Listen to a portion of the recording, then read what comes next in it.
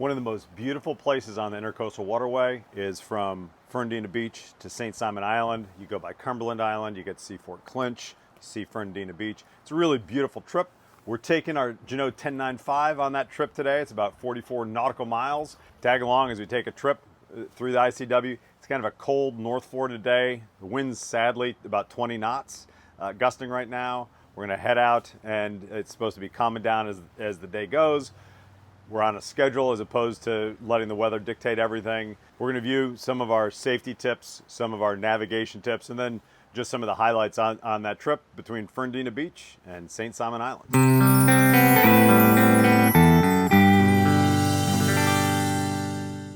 We had finished the boat check. We checked the through-hull fittings, make sure everything is dry.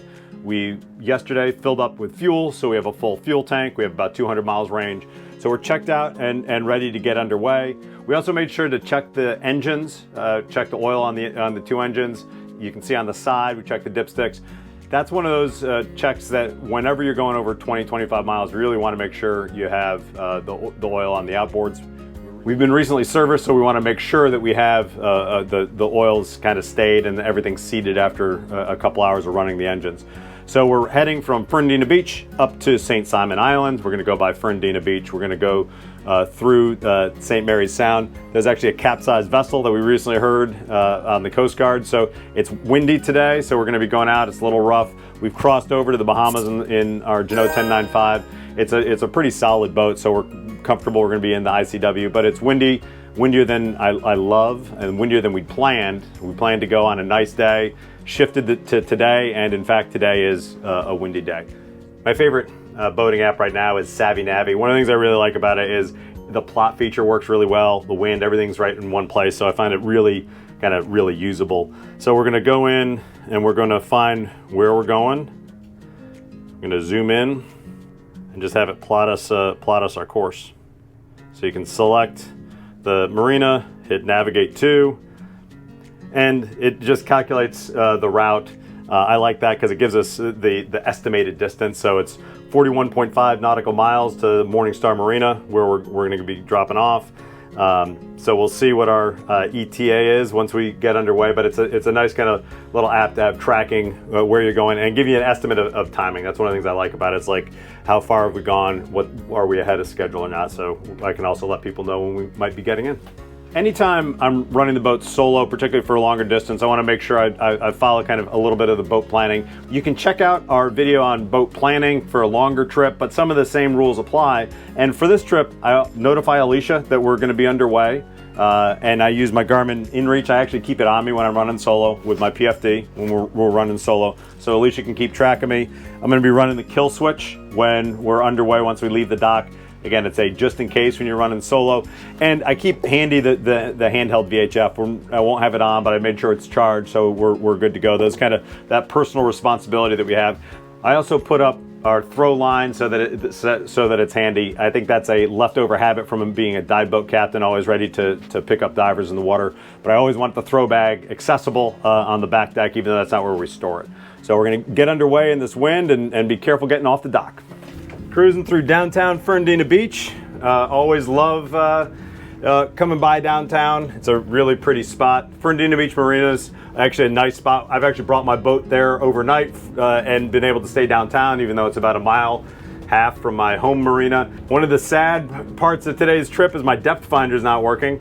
And I know there's one or two spots we're gonna go where it's a little bit shallow and there's kind of shifting bottom. And I don't love that our depth finder's not working today. So those are the things you don't plan on that you got to figure out. And I'll be eyeing the charts and eyeing the route and really conscious of a couple of the spots where we know there's some shoaling that moves around. And I like to have the depth finder to tell me how shallow it's getting. We're at the entrance to one of my absolute favorite spots on the ICW.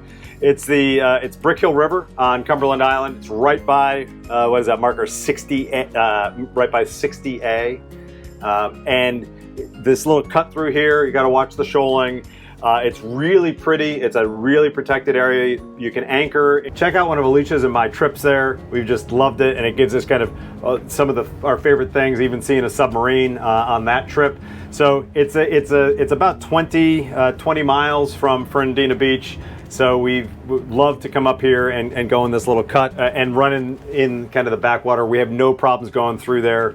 I would be a little nervous today because my depth finder is not working because you do have to watch for the shoals. But we draw enough water for in the center of the channel other than some of the spots where it's kind of really gone out, and the charts are fairly accurate on it. But check out Brickhill River if you're on the ICW. Really beautiful, secluded spot. And Cumberland Island's absolutely one of our favorites. I just love the run behind Cumberland Island. It is just so beautiful. This kind of long island is bigger than Manhattan with no people on it. It's so secluded. We really love anchoring out off of Cumberland.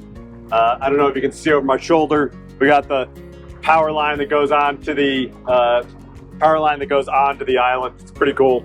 So the one way to connect with land. The northern entrance to Brickhill River. Really beautiful anchor spot. We're 21.7 nautical miles from Fernandina Beach Marina. So depending on your speed, it's gonna be a great spot to spend the night if you wanted to anchor out on your way between St. Simons and Fernandina Beach. It's again 21.7 nautical miles from where we are. We can see the Brunswick Bridge at about 21 nautical miles. It's about the halfway point between the two. You can check out our video on this anchor spot and from here south, as Alicia and I have done some trips there. You want to make sure to check the Department of Natural Resources website before going in, just because the anchoring is restricted because of oyster beds. So check that out anytime you're in Georgia. One of my least favorite part of this little cut here, this all shifts around all the time off the north end of Cumberland.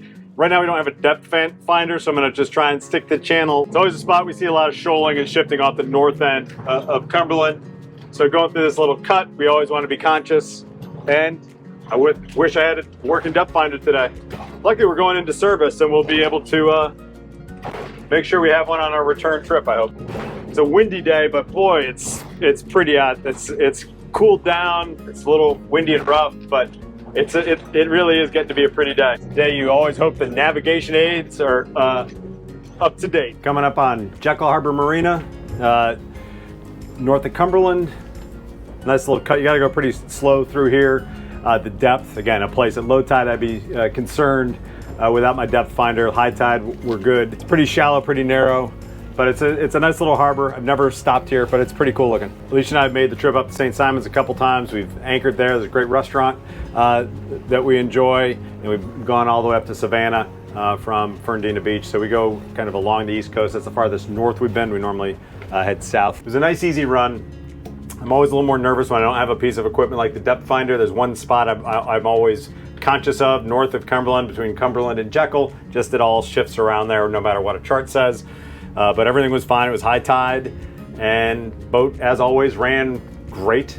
Was really happy with our Jeanneau 1095. Sweetest thing's a great boat. Makes me wish I was with Alicia. Got to go pull into slip. We're going to pull in by the 1295 boat. I really look forward to showing Alicia someday, and we can go get a punch list done, and hopefully the sweetest thing comes out happier when we're done. Here we come out. We got our Jeanneau 1095 sweetest thing. Love the boat. Beautiful boat. And she's right next to 1295. 1295 is just such a beautiful boat. I have such boat envy on this thing.